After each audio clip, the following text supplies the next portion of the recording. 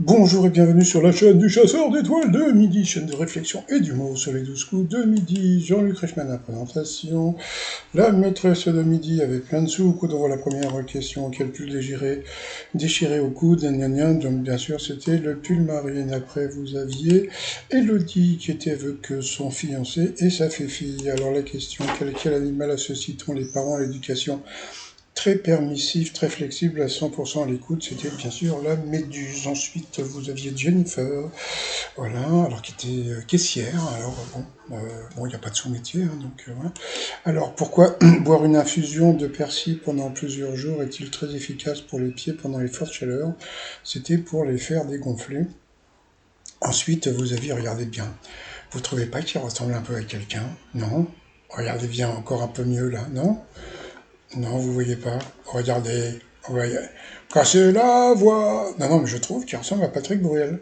Cassez la voix. Bon, donc son truc, c'est de faire signer un t-shirt, voilà, à plein de gens. Donc c'est pas mal parce que le jour où son t-shirt sera bien rempli, il va pouvoir le vendre. Mais bon, sait-on jamais, il y a peut-être des collectionneurs. Alors ensuite, qu'est-ce qui a permis à la communauté de Villers-sur-Marne de décrocher un prix de beauté? Chose assez rigolote, c'est que bon, donc c'était le DAB, hein, le distributeur de billets. Ils en ont parlé, mais ils n'ont pas montré l'image. Alors je sais pas, parce que peut-être qu'ils n'ont pas voulu payer les droits. Donc bah voilà, la photo. C'est la photo que TF1 n'a pas pu vous montrer. Ensuite, de quel art Jean-Michel Basquiat est-il considéré comme le fondateur? Donc c'était facile, c'est le street art. Et comme par hasard, Jérôme portait un t-shirt Basquiat. Ensuite, depuis début 2023, quel musée mondial peut-on visiter à Saint-Brieuc pendant quelques semaines? C'était le musée du Cure-Dent. Pour Jennifer, au tribunal, quel fut l'argument de défense d'Eva Green pour justifier les messages d'insultes qu'elle avait envoyé à l'équipe du film? Donc Jennifer, elle a dit, ah, je crois que j'ai vu l'info, c'était le correcteur automatique. Et là, alors il s'est passé un truc qui m'énerve à chaque fois, c'est que bon, Jean-Luc Reichmann a demandé à Céline, et vous Céline, qu'est-ce que vous en pensez? Donc ça veut dire que quand il pose la question à Céline, ça veut dire que la réponse est pas bonne, c'est-à-dire qu'en fin de compte, Céline est déjà au courant que la réponse est pas bonne, donc voilà, donc après, à part sur des arguments, etc., etc. Donc voilà, mais par contre, il y a un truc que Jean-Luc Reichmann ne dit pas, c'est que Céline est souvent coupée, puisque souvent elle se plante. Donc comme elle se plante, eh bien elle est coupée au montage. Vous voyez, bon passons. Donc sur cette mauvaise réponse, eh bien Jennifer est passée au rouge, qui dit rouge du duel. Elle a pris Elodie en duel, qui est tombée sur une question qui est assez connue quand même, hein. Selon la tradition, que boit le vainqueur des 500 miles d'Indianapolis lorsqu'il monte sur le podium? Là encore, Jean-Luc Reichmann a dit, et vous Céline, qu'est-ce que... Bon, allez, ça va, bon. Surtout qu'hier, elle s'est plantée à plein de questions faciles, je préfère rien dire, hein. Bon, donc voilà, donc bien sûr, c'était la bouteille de lait, c'était une question facile. Ensuite, Elodie, Céline et Quentin, non, pardon, Patrick Bruel se sont retrouvés pour le coup par coup. Quel star a un prénom se terminant par et? La mauvaise réponse, c'était le super Jamie de la série. Ensuite, pour Patrick Bruel, quel personnage fait partie de la comédie musicale Starmania? La mauvaise réponse, c'était Satine. Ensuite, quel animateur de télévision a sorti un disque? La mauvaise réponse, c'était Tex. C'est vrai que Christophe Ondelat c'était connu et Jérôme Anthony, je crois qu'il a même sorti un disque il n'y a pas longtemps, qui était, je sais plus comment c'était une reprise d'un truc, mais je sais plus ce que c'était.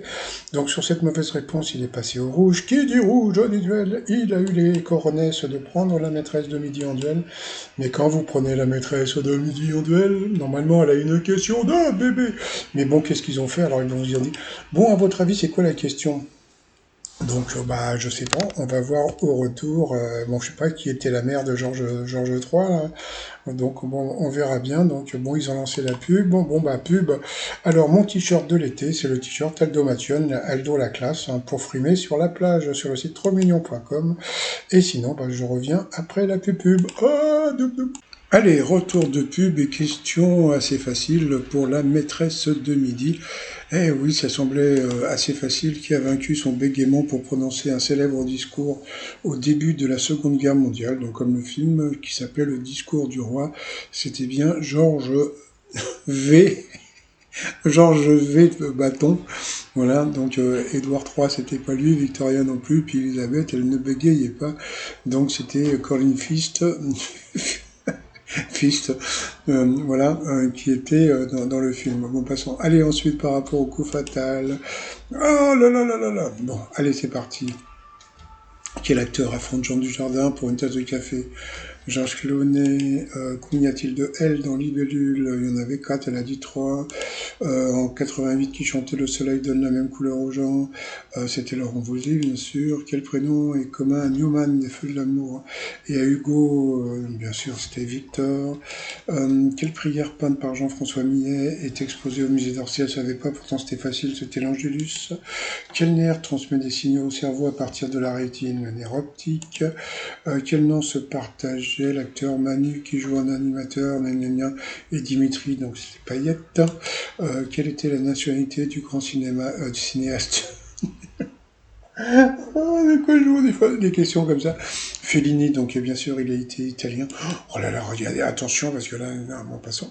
Allez, ensuite, dans la série télé, dans quel état américain de Rangers, Walker, donc c'était Walker, Texas, Rangers, de quelle abbaye de la Côte d'Or est issu le nom de l'ordre des Cistériens? Tiens, ça, elle le savait, hein, pour une fois casser un truc.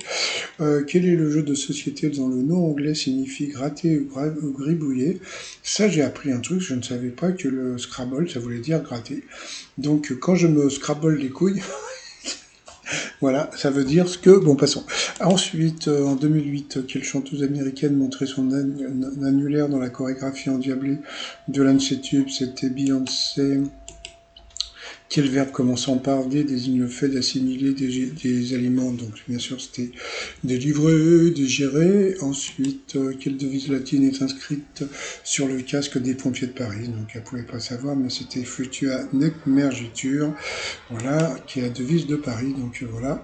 Donc, elle a été éliminée. Bon, passons. Puis, en plus, elle a fait un cadeau à Jean-Luc Reichmann avec des lettres de Scrabble, donc, de gratter. Donc, voilà. Allez, ensuite, par rapport au coup de maître, selon l'expression, quand on se remet d'une maladie, on reprend du poil de la bête.